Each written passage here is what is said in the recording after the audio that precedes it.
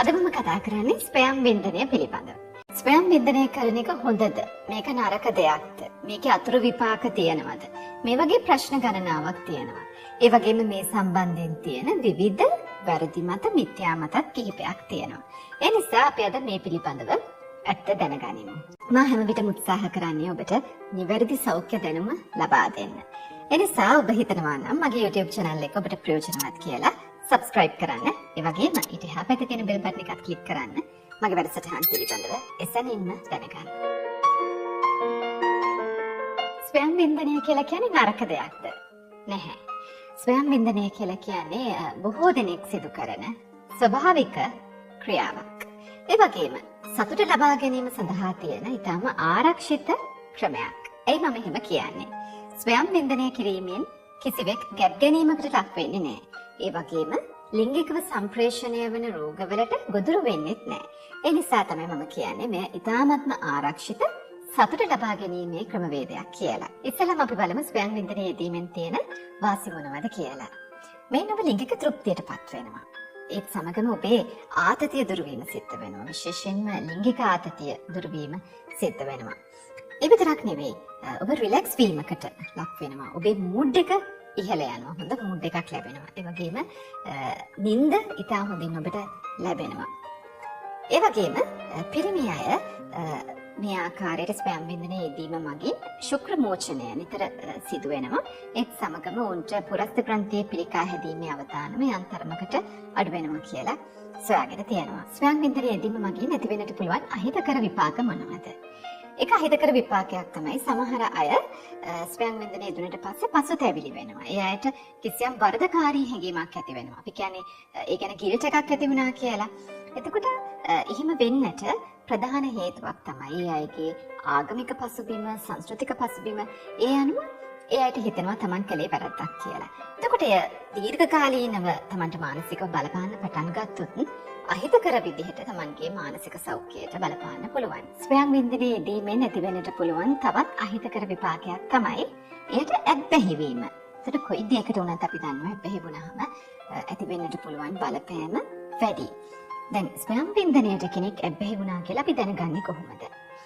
ඒ අයගේ අධ්‍යාපනයට බාධා වෙනවා නම්, ඒ වගේම රැකියාවට බාධා වෙනවා නම්, එදිනෙදා ජීවිතයේ වැඩ කටයුතු වලට මේ ස්වයං වින්දනයේ යෙදීම නිසා බාධාවක් ඇති වෙනවා නම් අපි කියනවා ඒ පුද්ගලයා මේ ක්‍රියාවට ඇබ්බැහි වෙලා කියලා. එතකොට සමහර අවස්ථාවලදී මේක ප්‍රතිකාරගත යුතු තත්වයක් දක්වා යන්නට පුළුවන්. විශේෂයෙන්ම මේ වගේ අවස්ථාවකටපත් වුණොත් මේ සම්බන්ධයෙන් විශේෂ දැනුමක් තියෙන වෛද්‍යවරයෙකු මුණ ගැසිලා ඒ සම්බන්ධයෙන් කතා කරන්න ඕනේ. ඒ වගේම ස්වයං වින්දනය හා බැඳුණු තවත් අහිතකර විපාකයක් විදිහට සඳහන් කරන්න පුළුවන්. බොහෝ අය මේ අසභ්‍ය දර්ශන, අසභ්‍ය වීඩියෝ පට මේ දේවල් බලලා තමයි මේ ස්වයං වින්දනයේ යෙදෙන්නේ. එතකොට ස්වයං වින්දනයට ඇබ්බැහි වීමට අමතරව මේ වගේ අසභ්‍ය වීඩියෝ පටවලට, අසභ්‍ය දර්ශන වලට මේවා බැලීමට, මේ ෆෝන් කියන දේවල් බැලීමට ඇබ්බැහි වීමක් සිදු වෙනවා. එතකොට මේකත් ඊට පස්සේ ප්‍රශ්නකාරී තත්වයක් ඇති වෙන්න පුළුවන්.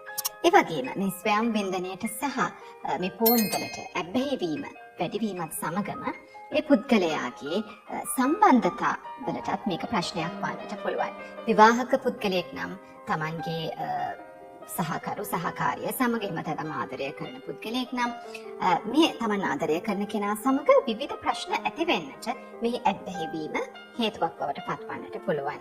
විශේෂයෙන්ම මෙතනදී අපි හිතමු අසභ්‍ය වීඩියෝ පට ඉතා අධිකව කෙනෙක් නරඹනවා නම් ඒ දේවල් වල තියෙන දේවල් සහ මේ ජීවිතයේ ඇත්ත මේ යථාර්ථය අතර වෙනස හඳුනා ගන්න බැරුව Tamanගේ සහකරුගෙන් හරි සහකාරියකින් හරි එවැනි වීඩියෝ පටවල තියෙන දේවල් සම්බන්ධතාවයකදී බලාපොරොත්තු වෙන්න පුළුවන් වැඩිපුර.